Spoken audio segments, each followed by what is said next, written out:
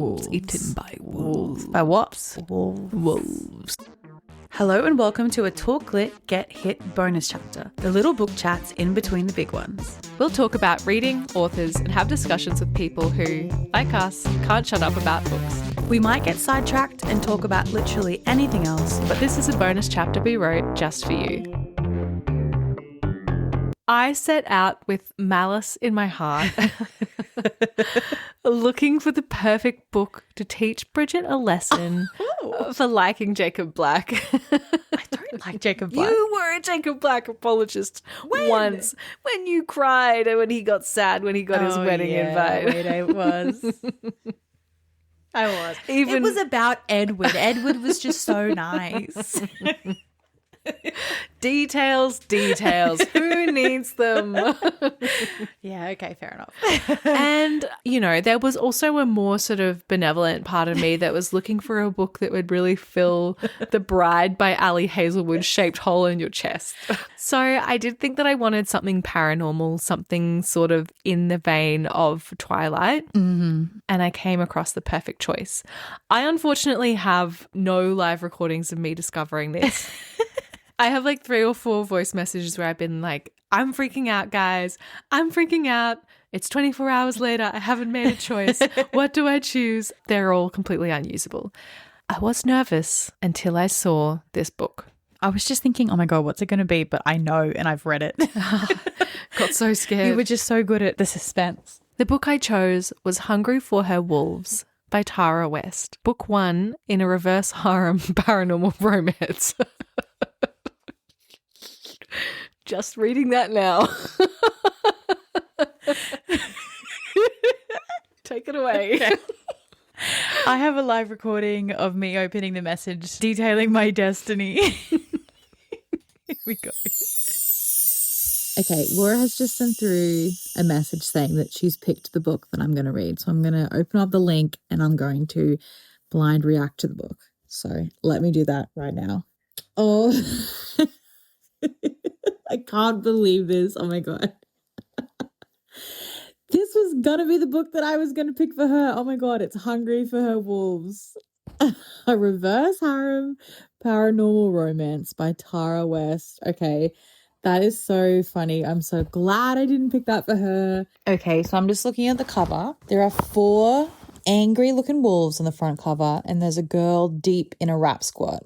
And she's wearing a leather jacket. She's got skinny jeans on, sort of like mid-calf leather boots that have some sort of tie around them. Oh my gosh, she's got a fishtail braid, blonde hair, but like deep black streaks, like very like 2002. Looks a lot like the manager I used to have at Pizza Hut. Black lipstick, very dark eyeliner, some sort of big like pendant necklace. She looks sick. She looks so sick. She looks so ready for that wolf pack to ravage her. And then there's some like swirly blue text, Hungry for Her Wolves. There's purpley bits. There's rocks in the background and like Aurora Borealis. Is that how you say it? Don't know. In the background as well. For some reason, is this set in like Iceland? Who knows? There's like weird light coming from the ground. Maybe they've got their like Hilux set up behind it so they have a good backlit photo, but I don't know. God, I can't wait to read this. Okay, so as we just heard, the book that I read was Hungry for Her Wolves by Tara West. I have a little bit of information about Tara West. She has quite a lot of books. She has 10 series listed on Goodreads, and all of them have at least 2 or 3. Some of them have more. This series in particular has 12 books. Yeah, that's what sold me. Yeah. So Tara West is a USA Today best-selling fantasy romance author, mum, wife. She's a former high school English teacher, but she is now a full-time writer. She enjoys spending time with her family in the Texas Hill Country, saving abandoned rabbits, advocating for thyroid patients, interacting with her fans, and falling off her jet ski. That is a real mixed bag. Yeah. I was trying to have a look at her online presence, and all I could really see was she likes to make reels and TikToks of her promoting her books, and she has like a single lacy fingerless glove and she's like caressing her books. And it's like some text on the screen, like it's just like what she does. It's like, if you like reading books about shifters, why choose? You'll like this. And it's like stroking the books. So that was my first impression of Tara West. This book was published in 2018, and the copyright page of the book made reference to being published by Shifting Sands publisher, but I couldn't find anything about that online. So I don't know if that's a real one or if it's her own sort of little thing that she's made up. You can download this book for free on Apple Books. It's also on Kindle Unlimited. If you would like a paperback copy, you can get one for $30.54 on Amazon, or for the low price of $57.99 on Dimmix. Oh my gosh. Yeah. Laura, I've just sent you the synopsis if you would like to kick us off. Amara was content to live as a lone wolf, the only one of her kind, or so she'd thought. Her world was flipped on its head when a strange man with a familiar scent showed up at her work, demanding a private meeting. Desperate to find the mate Luke had scented from 400 miles away, he was shocked to find her living as a lone wolf. Amaroki women were to be cherished and protected. What had happened to her family? More importantly, how was he going to convince her to return to the reservation with him? And how would his possessive brothers react when they found him with Amara? Amara couldn't deny her attraction to the wolf shifter named Luke, but she wasn't about to give up her career to bond with him and his 3 brothers, no matter how hot and bothered he made her. When his brothers arrived, tall, tanned and virile, she could no longer deny her savage hunger. But how could she satisfy her desire and still maintain her independence with 4 overbearing wolves around? And how would she bond and adapt to their lifestyle when she couldn't shake her dark memories? More importantly, how would they react when they learned of her past? Would they reject her, or would they risk their lives to seek vengeance on those who've dishonoured her? Okay, so straight off the bat, once again, synopsis wrong. Or synopsis sucks. Because it says she wasn't about to give up her career to bond with him and his 3 brothers. Yes, she was. She left that vet. She works at a vet clinic. If she touches an animal, she knows what's wrong with it. She leaves that vet 20 seconds after he arrives. She's like, okay, let's go. She's like, oh, but my job's so important. I only diagnose dogs, but I can do all animals. But in the whole book, I only do dogs. She's gone. And she's like, take me. Okay, Dr. Dolittle. So anyway, the next note I have is about it being part of a series, and I have sort of already spoiled that before, but boy, is it ever part of a series. There are 12 books. Each title is more deranged than the previous one. Each one follows the same recipe in regards to the title. So they are all 3 or 4 words long, and they all end with either for her wolves, by her wolves, or simply something her wolves. I wanted to see how many you could guess. I don't know if you've seen them or if they've stuck in your brain, but I have them listed here and I want to know if you can guess. Well, 1 word for her wolves. I did look at them. They were outrageous. I'm not feeling confident. Okay. Do we have bitten by her wolves? No. Well, I would say these titles are more like feeling words than doing words. Some of them are doing, but most of them are feeling. Okay. Pining for her wolves? No, but so close. Yearning for her wolves? No. Again, so close. Hoping for her wolves? No. Craving for her wolves? No, you're this close. Pining, yearning, lusting for her wolves? So close. Thirsting for her wolves? Longing for her yes, wolves? That's number 2. Yes. The rest of them I might just go through because that was really hard. Yeah, and they're so boring. So we have hungry for her wolves, longing for her wolves, desperate for her wolves. Wolves is really hard to say. Tempted by her wolves, fighting for her wolves, fated for her wolves, defending her wolves, saving her wolves. And then we have a bit of a switch up. Hungry for her demon wolves.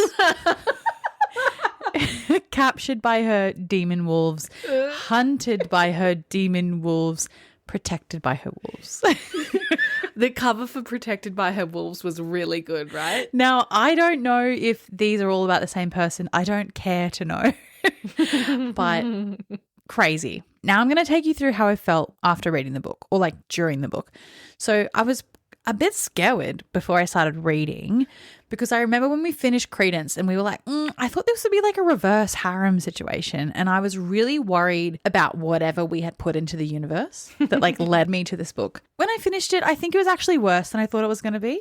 Oh, and wow. Yeah. A lot of the time when I was reading, what was going through my mind was, how could someone write that down and think, yep, publish? Because honestly, most of the books we've read still have managed to be pretty vanilla. It's always like a hetero couple Yes. having very normal sex. No one, I don't think anyone's ever put it in the butt. Well, speaking of the butt, there's 4 of them, right? Oh. So there's 4 brothers and there's 1 girl. And they're brothers. They're brothers. I mean, it's cultural, guys. That's what they say. It's cultural. You've been living with the humans, you don't know. So there's 4 brothers and there's this girl, and it sort of hit me halfway through. Like, I know she's a virgin. We'll talk more about that later. But they're also virgins because they've been waiting for her. They've been on heat for like 4 years. And she's just been too far away for them to sniff. I hate this already. And they can't consummate the marriage. They can't lose their virginity until they're married, until they've had the mating ritual or like something. But before that, she has to go find her long-lost family in Romania. Of course. Of course, to bond with them, because if she doesn't get to bond with the females and males in her family, she will come to resent them later, ? So to get around this, because they literally can't be together without them like drawing, because they're all in heat. It's like a magnet, and people literally are there to keep them apart. Okay.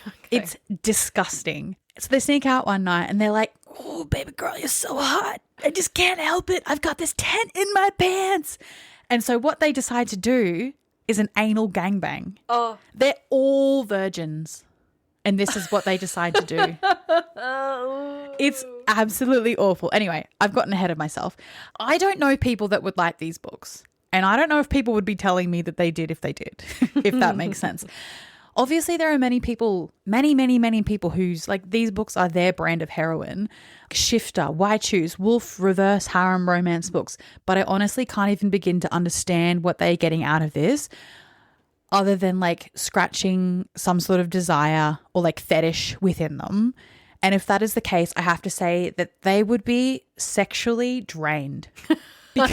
Because I don't think there would have been more than like a 5-sentence gap between something explicit happening or being thought or being said in this book. It was absolutely relentless. I'm a husk of the woman I once was. I have read about heat and moisture pooling and tingling and legs open more than any one person should ever have to do in like a 3-hour period. It was insane. It was insane. This is exactly what I wanted. There is nothing more I love than an episode where you absolutely pop off. Yes. So the main character, the aforementioned her, ladies and gentlemen, her, is this girl in her very early 20s, Amara. It was painful being in her head. She was absolutely pathetic. I have an interaction between her and the 3rd brother, Luke, who is the tracker that sends her from over 400 miles away and then turns up in the vet clinic that she works in to take her back to the reservation. She's telling him like about her backstory, that her mother had a one-night stand with someone in Eastern Europe and turned to drugs as a result of the trauma she faced during the conception, because these big hairy monsters came in and attacked her lover as they were getting it on. And then she was nearly raped by her stepfather. Like, this is a crazy book. And then she was in the foster care system for a few years, and she's catching Luke up on her life up until this point. And like, this interaction is like a vignette of what pretty much the whole 290 whatever pages is like. I'm going to rely on your acting chops to bring this next little bit to life. I'm going to send it to you now. It sounds like a more intense version of what you were describing in the Apple book that I discussed, because like, why do we need that? Why do we need, on top of like all of this explicit sex, which is what people who are picking up this book are picking it up for, why do we need the traumatic backstory? I don't know. No one cares. And like, there was probably 4 or 5 different mentions or like occurrences of her nearly being raped in this book. Why do we need this? I don't understand. Anyway, I'm going to send you the thing and I would like you to read all of it, please. Okay. A visible knot worked down his throat as he swallowed. The females in my tribe are cherished and protected. If we'd known about you then, we would have taken care of you. Cherished and protected? How badly she wanted to believe him. He seemed sincere, and her instinct wasn't raising any alarms. But she'd been fooled before. She wasn't about to be fooled again. She crossed her arms, narrowing her eyes. Why did you come here? I knew you were mine, he said, with such cutting finality she knew it to be true. Fuck! She wasn't prepared for that. I don't belong to any man or wolf. He leaned into her, overpowering her with his heat and sending her libido into a tailspin by gently squeezing her knee. So hot. You do now. She released a shuddering breath, struggling to keep her lust under control as that throbbing between her legs returned with a vengeance. She needed to get away from this man, this wolf. This is 5 minutes after they've met. Exhausting. The whole book is like this. Oh, from a knee squeeze? Yeah. Lady, calm down. The rest of the characters are almost too ridiculous to even mention, but I'll quickly run through the brothers. The alpha is called Hakon, don't know, Hakon, and he is meant to be quite sensitive based on what I'm not sure. The second alpha is called Drasko, and he is constantly flying off the handle, and Amara constantly tells us how much she hates him, but how much she wants to just grab him by the neck and just kiss him until whatever. They both work in the oil fields. Sick. The third brother, Luke, we've already met, and he's a tracker. He's the beta, and he's just been fighting in Afghanistan. And the last brother is called Roan, and get this, his job is basically a homemaker. Oh. He has to cook and keep her sexually satisfied and help her to look after their children while the others are at work. Good for you. Yeah. Good for you. Good for you until you read this next bit. I'm just going to send you another little thing. This is from the point of view of one of the brothers, I think, describing who Roan is as a person. He's about 1 year older than Amara. When Roan wasn't cooking up something in the kitchen, he was dreaming of their mate, fantasizing about her hair and eyes, and especially her tits. The poor pup was so horny. They went through several jars of lube a week at their house and a shitload of socks and washcloths. Oh, Because they are single use, as we discovered in the icebreaker episode. Socks are single use. ooh. Okay. So I have a question for you. Do you know much about like traditional pack dynamics? Only what I learned in Bride. Same. Okay, good, because I'm the same thing. I've got no idea. So I have some crazy things that I found out about pack dynamics to share with the class. Okay. This is in Tara West's world. It might be different in other people's worlds. Don't know. Don't care to know. Yeah. If I'm being honest. I'm going to get you to read some more. So this is the first thing that happens when Mara's like sort of learning that she's actually going to be borderline abducted by these people and dragged back to their reservation. She doesn't get a choice in the matter. And basically she's like, yippee! So this is her discovering that. I've just sent you a section between Mara and Luke where she's sort of unraveling what like the expectations upon her as their mate. So, whose girlfriend am I supposed to be? Yours or theirs?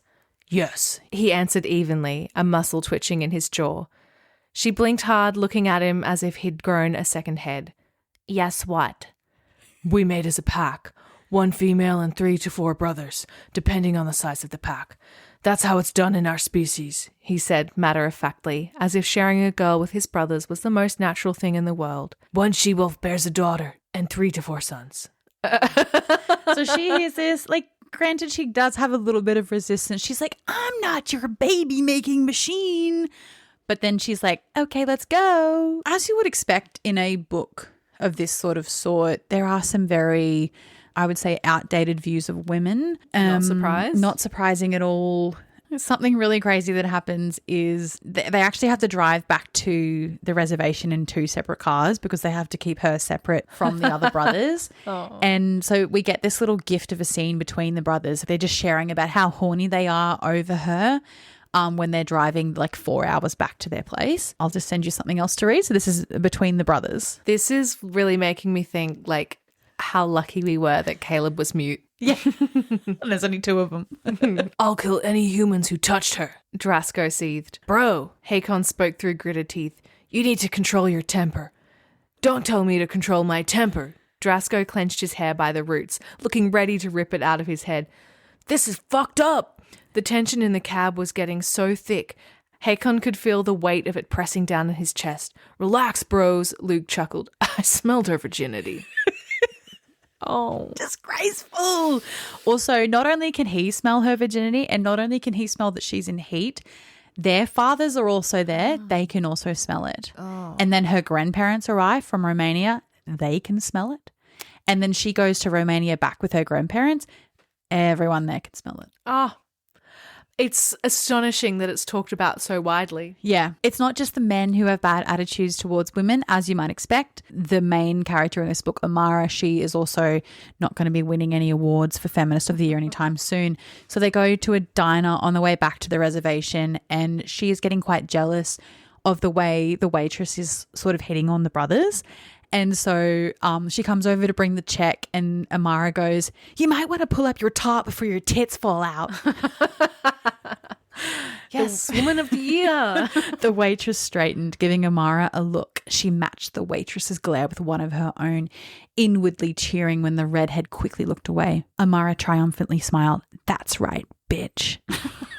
So cool. There's also this crazy storyline where Amara is like the chosen one in their world, like their sort of religion.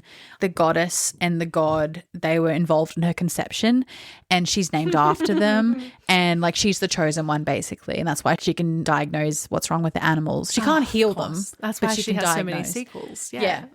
And then she also has an evil stepmother, because of course she does. In Romania? Yes. Okay. In Romania. She's quite mean. And then the goddess arrives at some point in the middle of a town hall meeting, and for some reason decides to turn on the stepmother. And she's like, "Do you think we'd gift such a selfish bitch one of our precious daughters?" And then the lady like runs off and like tries to mate with this rival tribe who is trying to steal everyone else's mate. Unsure why. How is it that they're paired together? Is it sort of like imprinting? Yeah. There's Okay. one person for everyone. Or every 3 to 4 males. Sorry. Yeah. So when you have your daughter, she's just the breeding machine. Eventually, this book was so much like Credence. I was thinking about how there was so many long passages about how much he loved each of them after knowing them for like a day or less than a day. This book had these passages like by the bag full. This next quote is from when they are driving back to the reservation. So they would have met about an hour ago, and they've been traveling in separate vehicles, as I mentioned before. Okay. But the wolves' fathers are also there. They don't trust them to not have sex. How old are the brothers meant to be? I would say the oldest one is like nearing 30. Oh. The youngest one is about a year older than her. Okay. She's talking to, I think, the eldest brother. I think she's talking to the alpha at this point. I will just send it to you now. There was so much she wanted to tell him, like how brave and amazing he was for saving that human's life. She loved his kindness and how she longed to run her fingers through his thick, dark, wavy hair. Mostly, she wanted to tell him how she admired his quiet and comforting dominance. No wonder he was a protector. She certainly felt safe when she was near him, like he could protect her from her past demons and future ones too. How easy it would be to fall in love with this incredible man.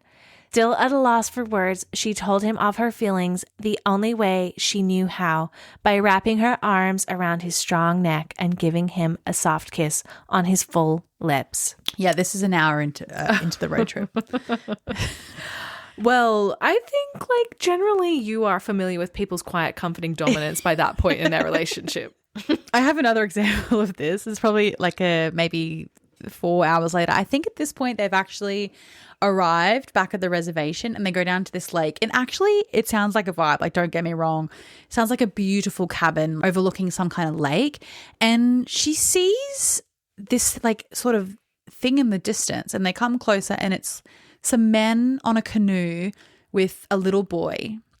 And then over on the other side of the lake, she can see a woman with a baby and like some other young children. And she waved at these people, and she's like, "Oh, this is love, like such a family place." Later, it's revealed that was the goddess showing her future. Okay. And so she's like, "Wow, I am fully ready to become a baby making machine. Put one in me now." And so this is either the first night they've met or like the end of the second day.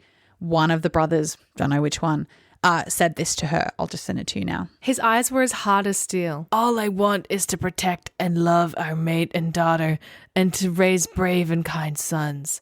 She clutched her throat, feeling as if the air had been stolen from her lungs. Holy heck. Was this guy for real? If so, she would be a fool to want her old life back. I do agree that she would be a fool, because She was working in this vet clinic and the vet was like hitting it on her at every point. And for some reason, she was living in like the stables and he wasn't paying her. He would let her live in the stable. She can diagnose any animal, but she can't get a job where they pay her money. Where is this set? Alaska, I think. Maybe. They have jobs there. They have jobs there. So she's living in the stable, but she does say there was one good thing about living in the stables is that she learnt how it... Okay. She learnt how a sick horse's shit smells. Oh, thank God. Someone finally knows. She needs that though because she could touch it and know what's wrong with it. He's sick. You don't need to catch a whiff. He's got a splinter in his hoof. Hey guys, welcome back. It's Nate the Hoof Guy. We're here with this girl who can smell this shit and tell me what's wrong. Yeah. No, she can't even say what's wrong. She can just say if it's sick or not. Yeah. Which I'm pretty sure you can tell with your eyes in a lot of cases.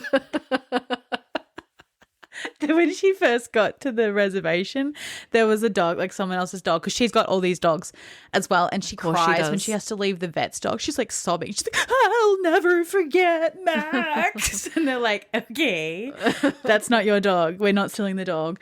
Anyway, she gets to the reservation and someone there has a dog and the dog comes in like sort of limping.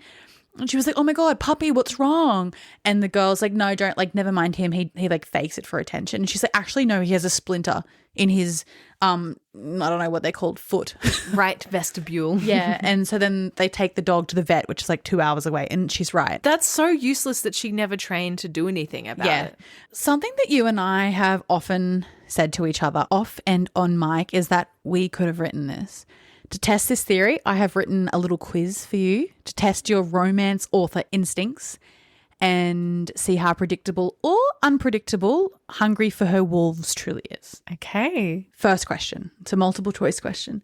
Shortly after the brothers sniff out Amara, they head back to their reservation. On the way, and after eating some lunch at a diner, they are forced to pull over their car. Is the reason for this A? They have to meet with their assigned government agents to make sure Amara hasn't blabbed about her being a shifter. B, a light plane has crashed just off the road and they have to rescue the pilot. Or C, Roan was too horny to ride with Amara and his fathers had to kick him out and put him in the other car. Honestly, they all sound probable, but I think C is probably the most likely. C did happen, but not at this point. Okay. It was actually B. A light plane crashed just off the road and they have to rescue the pilot. That was my next guess. What is the next most stupid and random thing that could happen? I don't know why this happened. Side note, A also did happen. There are also assigned government agents, just that happen at a different time. I was thinking it's like Men in Black type stuff, so surely not, but wow. Yeah, there's a lot of things happening in this book. I don't know if the plane crashing will later become relevant. I only can assume yes. Otherwise, why would you have that in the book? I wouldn't think about it too much. Number 2. Amara has to go bond with her long-lost family in Romania. The brothers give her a piece of clothing she simply has to wear on the plane the next day. So like they give her some gifts and this one thing is the thing that keeps getting mentioned alongside like a new camera because her camera broke. Her dream job is a pet photographer. Of course. Yeah. What do you think it is? I'll give you a hint. This piece wouldn't have been out of place in whatever her name was in Credence's wardrobe. Well, actually, before you even gave that hint, my mind was going to like, she's always wearing like oversized flannelettes, like sniffing their shirts and putting them on. I was also thinking like pink camo. Is it like a fringed denim shirt? No, but I think you're kind of in the right track. It's something you'd wear on your legs. Oh my God. Is it a gun holster? No. Oh. Do you give up? Yeah. Jeans with rhinestones on the pocket. Okay. She's got to wear them to Romania. That'll really get her off on the right foot. I think the rhinestones on the pocket, they're bad enough. But also what makes it even worse is the fact that the night before, that was when they had their anal gangbang. They'd bought her like some like lingerie and stuff as well. And they dressed her in it and then were like, you're too sexy. And then undressed her and like had sex again. Oh. But she's still a virgin because virginity is only vaginal. It doesn't count. Doesn't That's count. true. That's what I've always said. This is when she's getting ready for the plane ride. She stumbled out of bed and took a hot shower, then put on her old clothes, including the bra with a safety pin. She had the new clothes she'd worn last night, but they smelled strongly of her mates. Would her grandfathers get angry if she wore them? She thought about it for a moment and decided too damn bad if they objected. The new jeans with rhinestones on the pockets were too cute not to wear. She returned to the bedroom and grabbed her new lacy bra, inhaling the familiar scent of her mates. She's known them for 2 days. It was all over the fabric. She put on the jeans too, even though their scent was all over them. If she was flying to Romania this morning, she wanted everyone there to know she'd been marked by her mates.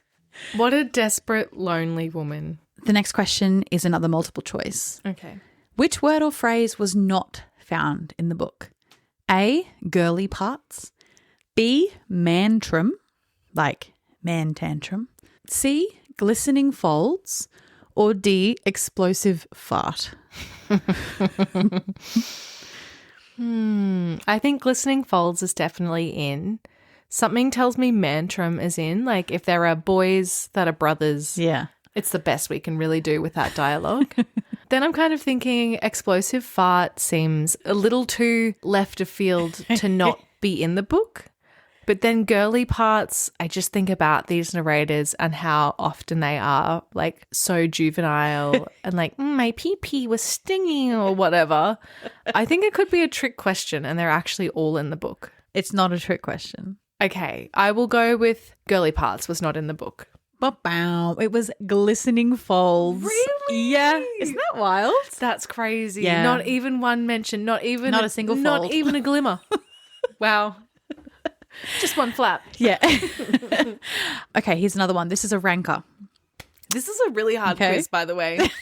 I'm not feeling this has squashed my dreams of academic success. I'm sorry. Hopefully you can bring it back with the next two. Rank these words from least used to most in the book. We have broad, growled, wholly, insert word here. Oh my God, but spelt O-M-I-G-O-D. Oh my God. That's it. So we have broad, growled, wholly, oh my God. I think broad is probably mentioned the least. I'd be disappointed if it was higher on the list because I think there's a lot of other descriptors out there. It does seem likely that these characters would be growling a lot. So I think for that reason, I'll put, oh my God, third. I think it's probably not mentioned as much as it seems, but it stands out a lot because it's so stupid. Then I think growled, and then I think holy. I'm going to give you half a point. It was oh my God least, and then broad, and then growled, and then holy. So Pretty good. Yeah, pretty good. And I would agree with all of your Deductions. Yeah. Oh my God was used 6 times. That's too many times. Broad was used 13. Growled was used 21 times. Oh. And holy was used 30 times. Oh my God. So chance for an extra point here. Do you want to see if you can guess? I've got 1, 2, 3, 4, 5, 6, 7 different endings to the holy. Do you want to see if you can guess like 3 of them? Holy moly. No. Really? No. Holy hell? No, that's wild. That's not one. I'm second guessing that. Let me just check actually because that's crazy. I wish this was a video podcast so you could have seen the look of utter incredulity that I just gave you. There's no holy hell. Why? That's actually wild. I'm annoyed because I just read out a quote that said holy something. I'm so sure. Yeah. Frick? No. That's 3 guesses. Yeah. I guess you've missed out on So what the hell does she say? She says, holy shit, holy fuck, holy duh. crap, I'm so dumb. holy heck, holy shit fire, holy shit balls, double holy fuck. Oh, of course. Last question, last chance for redemption. I don't think I did well in your quiz either. It's okay. Roan's brothers offer to carve him a hole in a tree. And he later asks them to do exactly that. Why do you think he does this? I think he needs to fuck the hole in the tree because he's so horny. It's like that Round the Twist episode. Let me send you the quote. I think it'd be like wood for wood, bro. Okay, here we go. Not even 10 minutes into their trip and he was slinking back to their truck, his massive boner pointing at them like a sideways flagpole, threatening to bust the seams of his jeans. Damn. Roan kicked the back of his seat like a toddler throwing a tantrum. What am I supposed to do with this? Hakon didn't have to look behind him to know his brother's boner still hadn't gone down. Yuck. I hate the idea that the boner has a visceral presence in their lives. He caught Roan's reflection in the rearview mirror, amused by the desperation in his big, sad eyes. I'll carve a hole in a tree for you. Of all the questions. Ow. Of all the questions to get right. You got 2 out of 5. 1.5. 2.5. What did you get? I don't remember. It's all a blur. A disgusting, sickening blur. You got 1.5 out of 5. I think that's pretty good because this was an insane book. Given the circumstances, I'll accept You it. haven't read it. No, true. It's quite hard for someone that hasn't read the book. I'm nearly done talking about this book, and if I get started reading out heinous quotes, we will be here until Monday morning. But I have a few left just to play us out. The first one is one I didn't highlight, but when I was looking at the book on Amazon, I noticed that it was the most highlighted quote. Okay. 218 readers highlighted this, and I would like to preface it by saying why, so don't get your hopes up. I'm the best tracker in my tribe. Our reservation isn't too far from Fairbanks. I scented you from 400 miles away. And that's the end of the quote. In the whole book, that is the quote that resonated the most with people. I hope you're hungry for nothing. Absolutely wild. Is it like on page 1 and people are accidentally highlighting it on their Kindles? Nope. Another one from Amara. It was looking more and more like she was going to be saddled with a pack of wolf babies if she couldn't get sex off her brain. If only the brothers weren't so damn tempting. A lot of the chapters sort of ended in that way. Like, Yes. if only blah, blah, blah. That's that's a cornerstone of this kind of book. Okay. Well, I'm really on the edge of my seat. Yeah. Yeah. What's going to happen next? Wolf babies? Okay. Well, hey, Bridget. Just one quick question. Yes. I can sense that you're feeling a little fragile. You've been through a lot, but just really quick. All good either way. But do you rate this book? And no pressure, lit or shit? It was so lit, guys. No, it was so shit. Oh my God. It was so bad. Last quote for us. How had these 2 shifters turned her into a begging bitch of continuous orgasms? How? How has this happened? You know that thing? You know when you become a begging bitch of continuous orgasms? Got me again. Damn it. Lock me up. What does it mean? Send me to begging bitch of continuous orgasms prison. Have your say on what we read next by keeping an eye on the link in our show notes and on our socials. Make sure you subscribe to the show, and if you want to be on the same page as us, follow us at talklit.gethit on Instagram and TikTok.